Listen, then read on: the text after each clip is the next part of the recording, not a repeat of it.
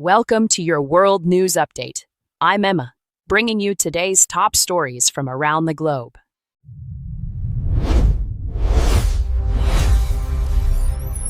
President Trump is in China tonight for what could be the most consequential meeting of his return to power. The stakes couldn't be higher: trade, technology, even the future of Taiwan on the table. Our Middle East correspondent Layla Nasri is tracking how regional tensions are playing into these talks. Layla, walk us through what Trump's actually walking into. Yeah, Emma, and here's what's striking about the timing. Trump arrives while tensions with Iran are escalating dramatically. We've seen major Israeli operations across Lebanon. The health ministry there is reporting nearly 2,900 deaths since early March. That's creating pressure on the entire region. And frankly, it's a wild card in these China talks because Beijing has interests in the Persian Gulf too. They're watching how this administration handles Iran, and that directly affects China's own energy security and regional calculations. So China's leverage extends beyond just trade and rare earths. Exactly. Look, China's got strategic interests in the Persian Gulf. They're watching what happens with Iran. They're monitoring Taiwan. And what I'm hearing from sources in the region is that Beijing views this moment as an opportunity. If Trump gets bogged down in a confrontation with Iran, that constrains his ability to pressure China on other fronts. It's leverage, Emma, and they know it. Layla Nasri, thank you.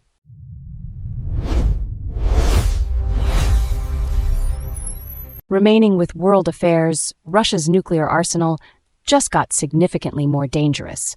Vladimir Putin says his country will deploy what he's calling the most powerful missile in the world by the end of this year. Our defense correspondent Marcus Webb is tracking the implications. Marcus, what exactly is the Sarmat and why should we care right now? Yeah, Emma, the Sarmat is a game changer in nuclear terms. This is an intercontinental ballistic missile designed to carry multiple warheads, and what makes it strategically significant is its ability to defeat modern air defense systems. I was speaking to a senior defense analyst this morning who told me this weapon essentially resets the calculus of nuclear deterrence. What's striking here is the timing. Putin's announcing this while Russia's conventional military is struggling in Ukraine. So he's leaning on the nuclear card because he's losing on the ground? That's part of it, yeah. But it's also about deterrence and messaging to NATO. Russia's been making nuclear threats throughout this conflict. And frankly, Emma, that's alarmed Western capitals. The Sarmat deployment, if it actually happens by year's end, would represent a major modernization milestone. It's Putin saying, we're still a superpower. Nuclear capability is still at the center of who we are. What's the Western response likely to be? Look, expect NATO to accelerate its own strategic weapons reviews. You're already seeing that conversation happen. The alliance will likely strengthen commitments to nuclear-armed members like Poland and the Baltics. But here's the concern. This creates a spiral. Russia deploys, NATO responds, tensions escalate further. And that's happening against a backdrop of an active war in Ukraine, where miscalculation could have catastrophic consequences. Marcus Webb, thanks for that.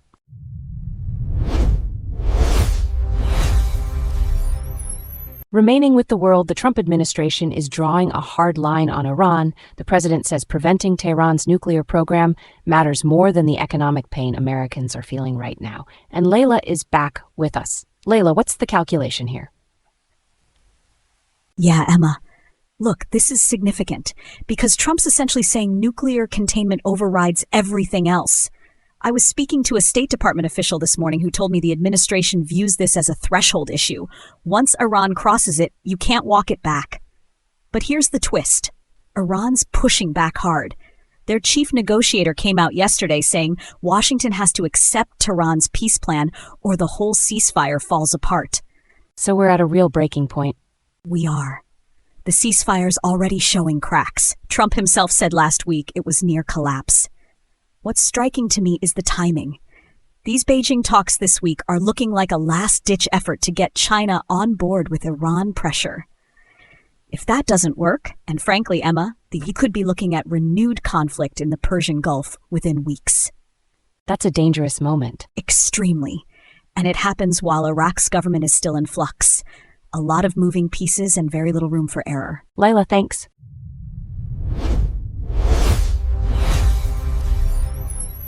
Still on World, Trump's in Beijing right now, and the big question isn't what's on the official agenda, it's what happens behind closed doors over Taiwan. Our Washington correspondent Marcus Webb is tracking the implications. Marcus, why is this moment different from previous summits? Yeah, Emma, because Trump's signaling he might be willing to move Taiwan policy in ways that, frankly, previous administrations wouldn't touch. A CFR analyst told us the president could essentially change course without needing Congress to sign off. That's leverage Beijing is definitely counting on. So what's the immediate trigger here? It's the McCarthy meeting. Taiwan's President Tsai is supposed to see the House Speaker in California this week. Beijing's already unhappy about it.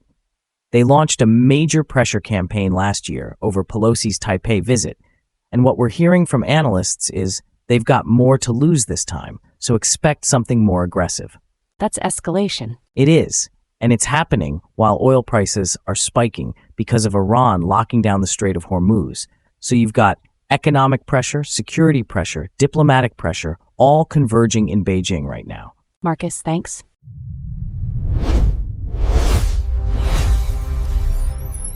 Continuing on World, the Pentagon's Iran war tab just hit $29 billion. And tonight, we're learning that allies are seriously worried. Our finance editor, Sophia Reeves, is tracking the cascading costs. Sophia, what's the real impact here beyond that headline number? Yeah, Emma. And frankly, that's where this gets complicated fast. The $29 billion is just what's been spent so far on operations. What's striking is the ripple effect on Ukraine. I was speaking to a NATO official this morning who told me European partners are now questioning whether the U.S. can actually sustain the weapons pipeline to Kyiv while this Iranian operation drains inventory. We're talking critical munitions, air defense, precision missiles, the same things Ukraine desperately needs. Exactly. Production can't keep pace with two major theaters. And here's the thing. Defense Secretary Hegseth was grilled by both Democrats and Republicans on whether there's even an endgame here. Nobody seems to have a clear answer on what victory looks like, and that's making allies even more nervous about long-term commitments. Sophia Reeves, thanks for breaking that down.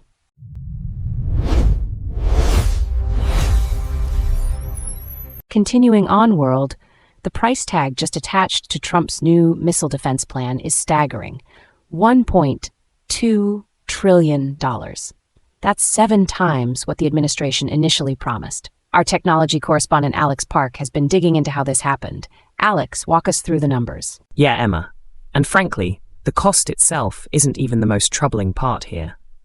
What the Congressional Budget Office found is that 60% of this $1.2 trillion goes towards space-based interceptors that don't actually exist yet. I was speaking to a defense analyst this morning who told me, and I'm quoting, "We're asking taxpayers to fund a system we haven't proven can work." The CBO basically said, look, this is theoretical technology with theoretical pricing, and when you build theoretical systems, the costs tend to balloon. So we're talking about technology that's never been built at this scale before. Exactly. And that's where the real problem emerges. You've got conventional defense systems that work, that we know how to operate and maintain. This is different. It's space-based. It's unproven. And the administration's initial estimate was wildly off. That gap between $700 billion and $1.2 trillion tells you something about how little certainty there actually is here. The Pentagon would be committing to something we can't fully cost or guarantee will function. Alex Park, thanks for breaking that down.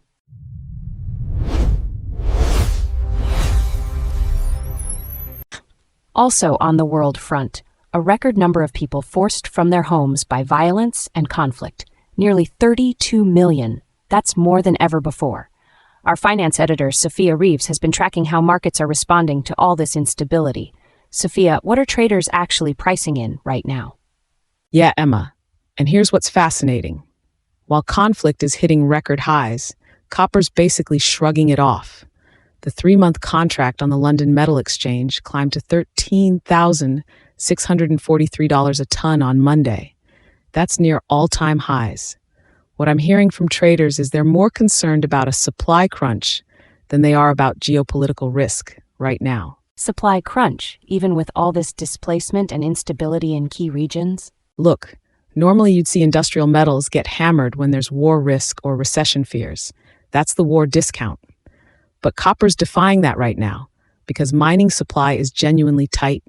The Persian Gulf tensions, the displacement crisis, those are real problems. But frankly, Emma, they're secondary to what's happening in copper production. That supply story is just more powerful. Sophia, thanks.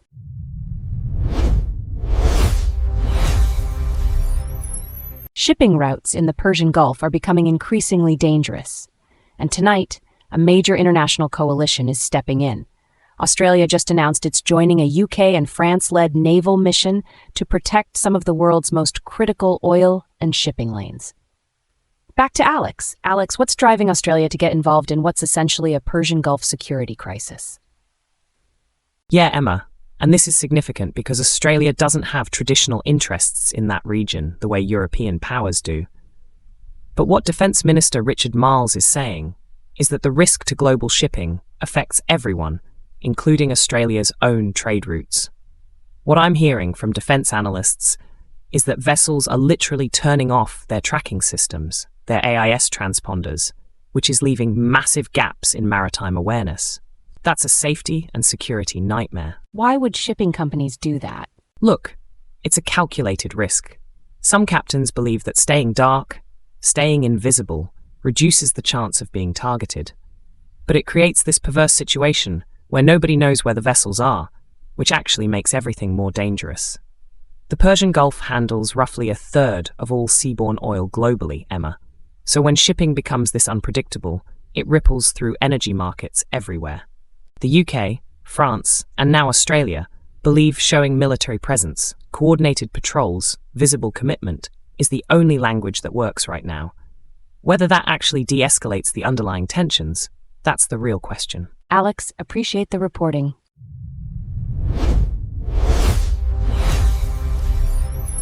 The Trump administration is tapping a career immigration enforcer to lead ICE.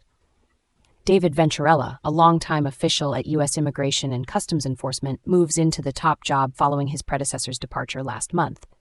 What matters here? Venturella's background suggests the administration intends to pursue aggressive deportation operations without pause. Immigration advocates warn that puts vulnerable families at greater risk, while enforcement advocates say it simply means the agency will finally run with conviction.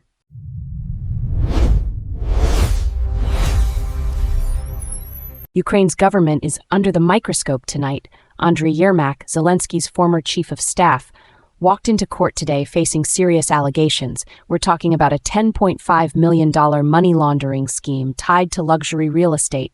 Elena Vasquez is our Europe correspondent. Elena, why does a corruption case at the top of Kiev's government matter right now? Yeah, Emma. This matters enormously. Look, Ukraine is fighting for its survival against Russia, right? But at the same time, it's trying to convince the West that it deserves massive military and financial support. That's a credibility equation.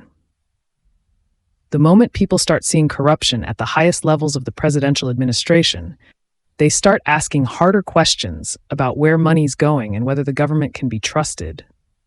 I was speaking to a senior official this morning who made the point that Ukraine's Western allies are watching this case very closely. So if Yermak's convicted, what happens to Zelensky's political position? Well, that's the complication here, and frankly, it could be significant.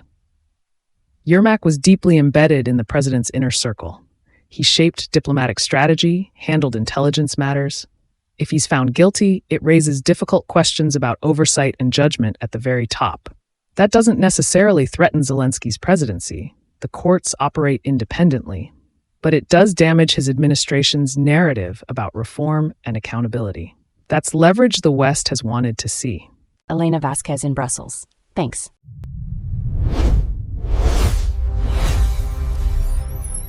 Now, our in-depth analysis of the day.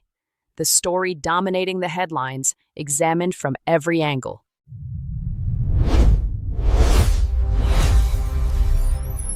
President Trump is in Beijing right now for what could be the defining diplomatic encounter of his second term. A summit with Xi Jinping that has rare earths, Taiwan, trade, Iran, and American tech supremacy all on the table simultaneously. The delegation includes cabinet members, tech CEOs, and corporate titans, and the backdrop couldn't be more volatile, with Israeli operations in Lebanon already claiming nearly 3,000 lives and a potential Iran confrontation looming over everything. Trump said before he left that Xi could help with Iran, but that America doesn't need the help. Bold words for a man walking into a country that controls close to 90% of the world's rare earth processing capacity. Joining me now are James Chen, our geopolitical analyst, and Marcus Webb, our defense and security analyst. James, let me start with you. Is Trump walking into this summit with the leverage he thinks he has, or is Xi holding all the cards? Thanks, Emma. Look, I want to be honest about what's really happening here, because the mainstream framing of this summit is dangerously misleading. Trump does have leverage: the tariff regime, technology export controls, the Iran file, but the rare earth question is the one that should be keeping every American policymaker awake. China controls roughly 85 to 90% of global rare earth processing, not just mining, processing. That means even if America digs up the minerals, it cannot turn them into usable components for F-35s, guided missiles, or semiconductor supply chains without going through Beijing. The BBC is calling China arguably the most powerful competitor the US has confronted in its history. And they're right, but that framing doesn't go nearly far enough. This isn't just a trade dispute. This is a structural dependency that decades of Washington complacency created under both parties, and Xi knows it. Senator Eric Schmidt said on Fox News this week that we need decoupling, not de-risking, and he is the only person in this conversation telling the unvarnished truth. The risk is that Trump comes back with a handshake, a communiqué full of working groups, and zero binding commitments, which is exactly what Beijing wants. But James, devil's advocate here, isn't there an argument that maximum confrontation with China right now, while Iran is escalating and the Middle East is burning, is strategically reckless? Can America afford a two-front economic and geopolitical confrontation simultaneously? And Marcus, what's your take on this? Well, look, I think James is absolutely right about the dependency problem, but here's what I think he's missing on the strategy. The leverage question cuts both ways. China imported $26 billion in American agricultural products in 2023, and that number has already dropped significantly from peak levels. Heartland America, the farmers in Missouri that Eric Schmidt represents, they feel every one of those lost export dollars. The free market case here isn't just ideological. It's that if Trump can open up Chinese agricultural markets as part of this deal, he delivers a concrete win for the people who put him back in the White House. The data also shows that bilateral trade between these two economies still sits at around $575 billion annually, despite the tariff pressure. That's not a relationship you blow up overnight. The de-risking versus decoupling debate is real, but the sequencing matters enormously. You build American rare earth processing capacity first, then you use that as leverage to decouple, not the other way around. I hear what Marcus is saying, but with respect, that misses the point entirely. We've been talking about building domestic earth processing capacity for 15 years. 15 years. And Mountain Pass in California, our largest facility, still processes a fraction of what China does. The sequencing argument is exactly what Beijing wants us to believe.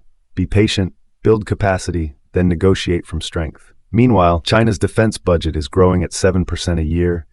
Their navy is now the largest in the world by vessel count, and they've launched more naval tonnage in 4 years than the entire Royal Navy has afloat. You cannot tell me that America has the luxury of patient sequencing.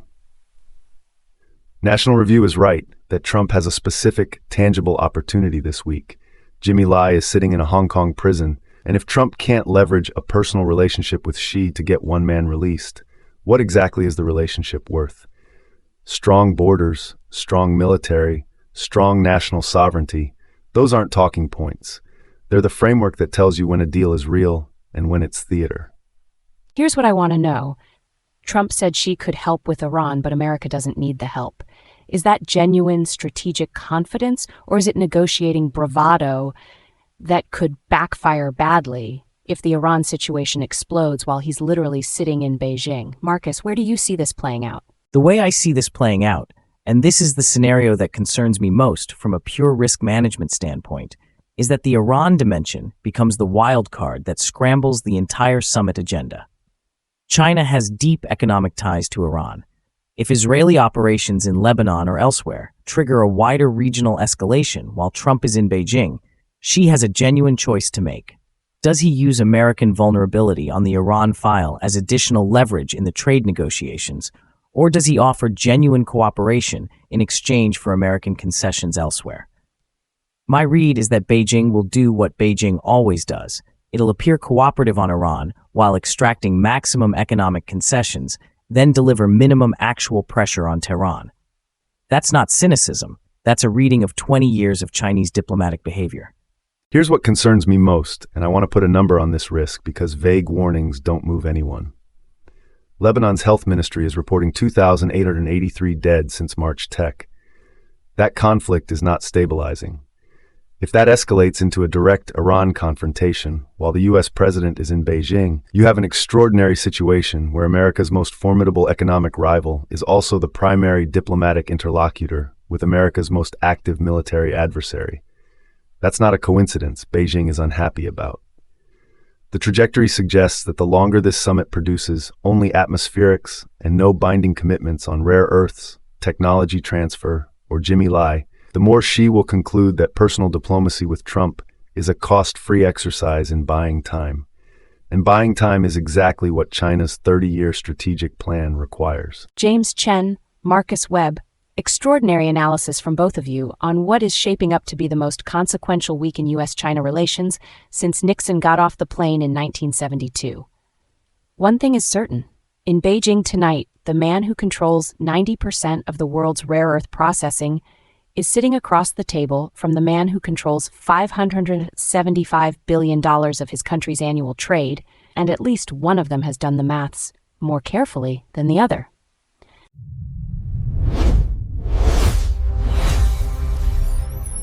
Donald Trump and Xi Jinping are sitting across from each other in Beijing right now in what might be the most consequential two-day summit of this century. The Iran war is in its third month, the Strait of Hormuz is being choked off by Iranian forces, oil prices are surging globally, and Taiwan's future could be shaped by what's said, or crucially, what I said, behind closed doors. The Trump administration says it doesn't need congressional approval to restart Iran strikes, while Michigan lawmakers are pushing to ban Chinese vehicles from American markets entirely. The stakes simply could not be higher. Joining me now are James Chen, our geopolitical analyst, and Elena Vasquez, our Europe and EU analyst. James, let me start with you. Is Donald Trump walking into Beijing from a position of genuine strength, or is Xi Jinping holding more cards than Washington wants to admit? Thanks, Emma.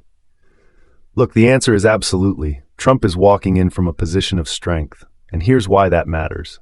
Iran is 3 months into a military conflict with the United States, and its forces are still blockading the Strait of Hormuz, yes, but they are doing so from a position of degraded military capability, not strength. Trump told the world this week that Xi could help broker an Iran deal, but that America doesn't need it. That's not bluster. That's a negotiating posture built on demonstrated military will. Hegseth has made clear that Congress doesn't constrain the president's ability to restart strikes. And Beijing knows it. Xi is sitting across from a man who has already pulled the trigger once, and that changes the entire calculus. Douglas Murray has written for years about how the West's failure to project credible force is what emboldens authoritarian regimes. Well, Trump has spent 3 months proving Murray right in reverse. The risk, though, is Taiwan. If Trump trades ambiguity on Taiwan for Xi's help on Iran, we will have bought a temporary Persian Gulf solution at the cost of a long-term civilizational catastrophe. But James, isn't that exactly what pragmatic diplomacy requires? Sometimes you have to give something to get something. Beijing isn't going to hand Trump an Iran solution and open agricultural markets and release Jimmy Lai all for nothing. And Elena, what's your take on this? Well, look, James is right about strength, but I think he's underestimating the economic dimension here, and that's where the real leverage actually sits. Here's what I think James is missing. China's economy is under serious domestic strain right now. Their property sector is still in crisis, youth unemployment is stubbornly high, and the export-led growth model is being squeezed by exactly the kind of tariff pressure and decoupling legislation we're seeing from American lawmakers. Senator Schmidt is absolutely right to push for genuine decoupling, not just de-risking. The bipartisan bill targeting Chinese-connected vehicles is precisely the kind of structural pressure that changes Beijing's cost-benefit calculation. The data shows China accounts for 60% of global electric vehicle production, largely on illegal state subsidies. That's not a trade dispute, that's an economic security threat. Xi needs a trade deal more than Trump does right now. And if Trump uses that leverage intelligently, he doesn't have to give away Taiwan to get what he wants on Iran and agriculture. I hear what Elena is saying, but with respect, that misses the point entirely. Economic leverage is real, but Xi Jinping does not run a government that responds to economic pain the way a democratic leader does. He doesn't face elections. He doesn't face a restless middle class that can vote him out. The CCP has shown time and again that it will absorb enormous economic punishment. Look at the COVID-era isolation. Look at the Australian trade war. Rather than be seen to capitulate to Western pressure. Taiwan is existential to Xi's political identity and domestic legitimacy. You cannot trade off on Taiwan with economic carrots. What history tells us is that every time a Western leader has offered Beijing ambiguous language on Taiwan in exchange for something else, Beijing has pocketed the ambiguity and delivered nothing of substance. Nothing. That is the pattern. That is the record. Here's what I want to know. David Sachs from the Council on Foreign Relations said this week that Trump could change U.S. policy on Taiwan completely, and Congress has very limited ability to stop him. Is that the real threat here? Not what Xi does, but what Trump concedes.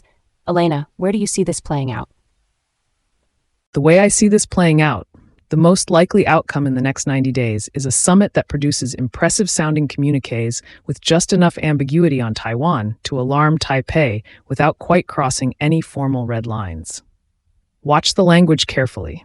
If the final joint statement omits the traditional formulation about opposing unilateral changes to Taiwan's status, that's not a footnote, that's a seismic shift. Trump is transactional by nature, and the pressure to deliver an Iran resolution before Persian Gulf oil disruption causes a full recession is enormous. The real risk here is that the economic pain from the Strait of Hormuz blockade becomes the argument for giving Xi something he shouldn't get. Here's what concerns me most. Jimmy Lai. National Review is absolutely right to press this point. Lai is a pro-democracy publisher rotting in a Hong Kong prison because he believed in everything America claims to stand for. If Trump leaves Beijing without even publicly raising Lai's case, it tells every dissident in every authoritarian country that American values are negotiable when there's a trade deal on the table. That's not just a moral failure. That is a strategic failure. Because the soft power America loses every time it abandons someone like Jimmy Lai takes decades to rebuild. And we're going to need every ounce of that soft power in the coming confrontation with Beijing over Taiwan. Senator Chris Murphy claiming that Trump has made Iran stronger is laughable. But what would genuinely make America weaker is selling out a free press martyr for soybean market access. Gentlemen and Elena, this has been extraordinary. A 2-day summit that could reshape the Persian Gulf, Taiwan's future, and the global technology economy.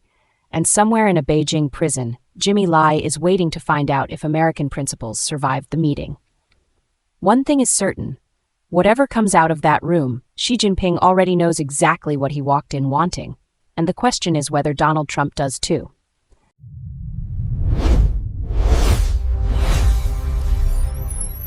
That's all for this update. Stay informed and stay connected. I'm Emma. We'll be back shortly.